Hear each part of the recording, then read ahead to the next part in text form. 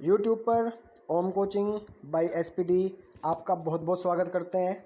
जी हाँ, हम लगातार आपको हिंदी से related UP TET C TET से रिलेटेड सारी इन्फॉर्मेशन देते रहते हैं और इस साथ में हम सीरीज लेकर आए हैं संविधान जीके हिंदी की टॉप 20 टॉप 30। तो इसी के साथ आज मैं आपके लिए लेकर आया हूँ हिंदी के टॉप 20 क्वेश्चन और इसमें से आपको बताने ज़रूर है कि आपको इसमें से कितने आंसर आते हैं। तो चलिए हम बात करते हैं टॉप 20 क्वेश्चन की जो एग्जाम में सबसे ज़्यादा पूछे जाते हैं। तो सबसे पहला क्वेश्चन है, तय वर्ग का उच्चारण स्थान है। तो तय वर्ग का उच्चारण स्थान कौन सा है, बताइए इसका आंसर। मूर्धा, दंत, ओष्ठ, कंठ। तो इसका आंसर मैं आपको बता देता हूँ, इसका आंसर है दंत। जी हाँ, जितने भी तय वर्ग के शब्द होते हैं वे सब दंतिया होते हैं। तो चलिए अब हम बात करते हैं क्वेश्चन नंबर 2 की। पै वर्ग का उच्चारण स्थान है। अब पै वर्ग का उच्चारण स्थान कौन सा है? ओष्ठ, दंत, कंठ, मूर्धा।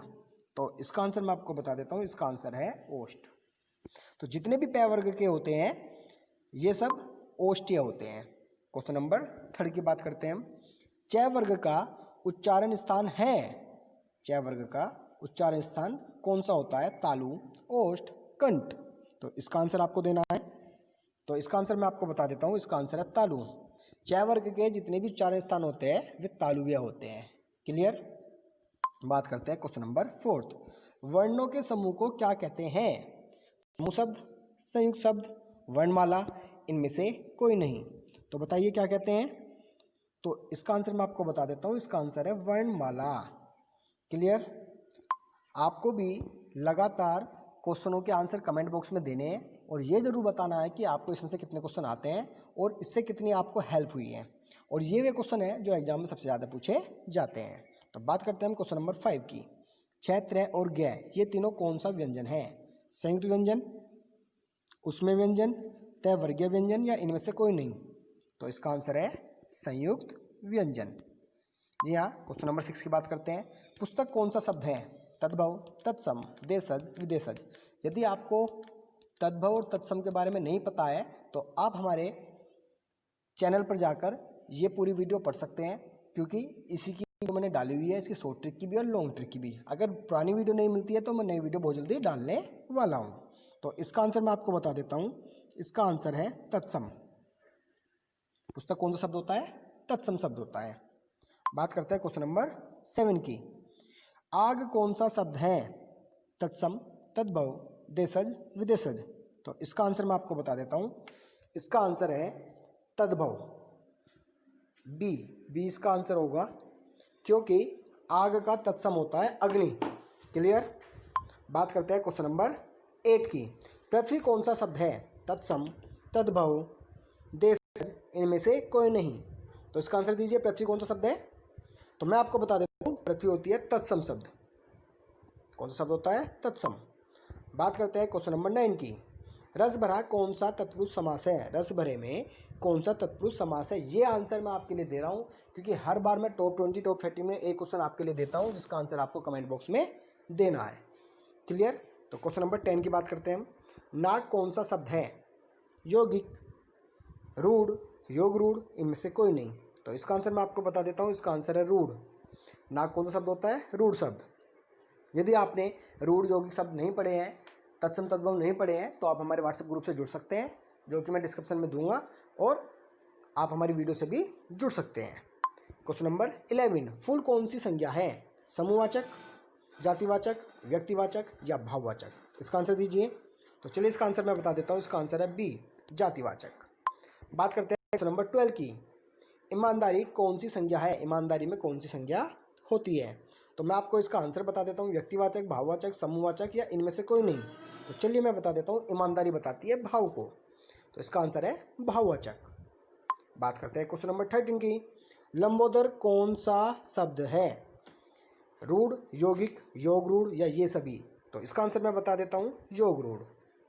और मैं आपको एक बात और बता दूँ, लंबोदर में कौन सा समास है? वेरी मोस्ट इंपोर्टेंट क्वेश्चन है, ये आपको पढ़ना है या बताना है कमेंट बॉक्स में। बहुत इंपॉर्टेंट पूछा जाता है कि लंबोदर में कौन सा समास होता है। तो ये आपको मेरे कमेंट बॉक्स में बताना है, बात करता हूँ क्वेश्चन नंबर 14 की। सोना में कौन सी संज्ञा है? भाववाचक, समूहवाचक, द्रव्यवाचक या इनमें से कोई नहीं? तो मैं आपको इसका आंसर बता दूं, इसका आंसर है द्रव्यवाचक। क्लियर? बात करते हैं क्वेश्चन नंबर 15 में कौन सा पुरुष है? में जो होता है वो कौन सा पुरुष होता है? उत्तम, मध्यम, अन्य या इनमें से कोई नहीं? तो मैं आपको बता दूं इसका आंसर उत्तम पुरुष। यदि आपने समास, पुरुष, सर्वनाम, संज्ञा नहीं पढ़ी है तो ये पढ़ने के बाद आप इनका आंसर बहुत आसानी से दे सकते हो। इसीलिए आप हमारे व्हाट्सएप चैनल से भी जुड़ सकते हो या व्हाट्सएप ग्रुप से भी जुड़ सकते हैं। क्लियर? बात करते हैं क्वेश्चन नंबर 16। आप कौन सा सर्वनाम है? निश्चयवाचक, अनिश्चयवाचक, निजवाचक या इनमें से कोई नहीं? तो इसका आंसर मैं बता देता हूँ, इसका आंसर है फर्स्ट। आप जो होता है निश्चयवाचक सर्वनाम होता है। Question number 17। पुष्प कौन सा शब्द है? तत्सम, तद्भव, देशज, विदेशज। तो पुष्प कौन सा शब्द होता है बताइए आप? तो इसका आंसर मैं बता देता हूँ, इसका आंसर है तत्सम। पुष्प हमारा तत्सम शब्द होता है। क्वेश्चन नंबर 18 की बात करते हैं हम। नाक कौन सा लिंग है? और लिंग की भी मैंने बहुत अच्छी ट्रिक बताई है। यदि आपको नहीं पता है, पहचानने में प्रॉब्लम है, तो आप पढ़ सकते हैं मेरे व्हाट्सएप चैनल पर जाकर या मेरे यूट्यूब चैनल पर जाकर। नाक कौन सा लिंग है? तो नाक में स्त्रीलिंग होता है। कौन सा लिंग होता है? स्त्रीलिंग। Question number 19। समास कितने प्रकार के होते हैं? वेरी मोस्ट इंपोर्टेंट, सबसे ज़्यादा पूछा जाता है। ये इतना इंपॉर्टेंट क्वेश्चन है, UP police, UP TET, C TET, super TET, BEd, BTC सब में सबसे ज़्यादा पूछा जाता है। तो इसका आंसर मैं आपको बता देता हूँ। समास कितने प्रकार के होते हैं? 6 प्रकार के। कौन कौन से? यह पढ़ने के लिए आप मेरे यूट्यूब पर जा सकते हैं। क्वेश्चन नंबर 20, सबसे लास्ट क्वेश्चन। और इससे पहले मैं आपको बता दूं, मेरे चैनल को YouTube Om coaching by SPT को लाइक और सब्सक्राइब करना ना भूलें और शेयर करना ना भूलें। और कमेंट बॉक्स में ये जरूर बताएं कि आपको मेरी वीडियो कैसी लगी, ये क्वेश्चन कैसे लगे और इसमें से आपको कितने क्वेश्चन आते हैं और कितने का क्वेश्चन आपको इसमें नहीं पता है।